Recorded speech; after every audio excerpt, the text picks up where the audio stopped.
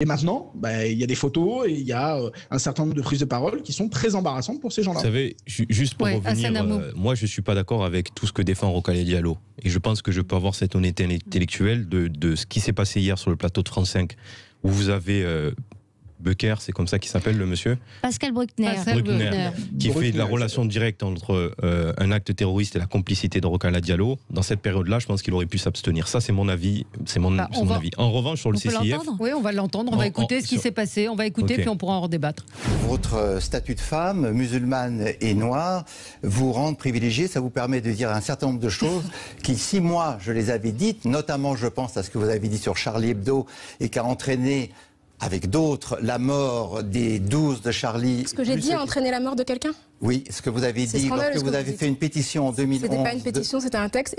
Aucun de mes textes n'a entraîné la mort de quiconque. Je ne vous laisserai pas m'accuser de quoi que ce soit. Si, et je l'avais dit... Désolée, mais c'est scandaleux ce que vous dites et c'est totalement irrespectueux. Non, c'est pas du tout scandaleux. Mais si, que pensent tous les gens de Charlie Hebdo. C'est ce que vous pensez, mais vous n'avez pas à m'accuser d'avoir entraîné la mort de qui que ce soit. Vous avez, avec d'autres...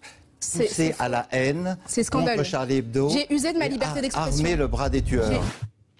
Voilà. Donc c'est à ces propos que vous faites référence. Est-ce que vous avez lu ce texte de 2011 ? Non, mais je trouve que... lisez-le. Il faut lire surtout la liste des signataires. Parce que, dans les signataires du texte en question, qui est un texte pour condamner Charlie Hebdo, il y a notamment Madame Boutelja, qui est une antisémite compulsive, fondatrice du Parti des indigènes de la République. Il y a un certain nombre de personnages comme ça qui ont signé avec Madame Diallo. Donc peut-être que Madame Diallo est sympathique, très chic sur les plateaux, etc. Moi, je n'aime pas Pascal Bruckner. Voilà, je le dis. Je suis quelqu'un qui a souvent combattu les idées de Pascal Bruckner. Je suis très souvent en désaccord avec lui. Il est très conservateur. Moi, je suis pour le coup très progressiste. Mais je suis désolé, malheureusement, c'est ça le drame de la gauche aujourd'hui, c'est que Pascal Bruckner dit la vérité dans cette vidéo. C'est que Madame Diallo a signé ce texte anti-Charlie avec des antisémites et avec des gens qui sont des gens dangereux. Voilà. Et donc il faut dire les choses. Oui, et qu'elle a en fait collé. Pourquoi il l'accuse d'avoir, parmi d'autres, armé le bras des islamistes ? Parce ce texte accuse Charlie Hebdo d'islamophobie. Et ça revient à marquer les gens, à dessiner une cible dans leur dos. Alors, moi je vous le dis encore, je porte pas tous les combats de Rokhaya Diallo. Il y a un certain nombre avec lesquels moi je suis en désaccord, parce que moi je faisais partie des gens qui étaient Charlie, et d'autant plus par rapport à ce qui s'est passé, pas sur la caricature en elle-même et l'œuvre de la ligne éditoriale de ce journal, mais moi je suis Charlie dans les valeurs qu'il portait, de la liberté de pouvoir caricaturer et faire ce qu'il faisait.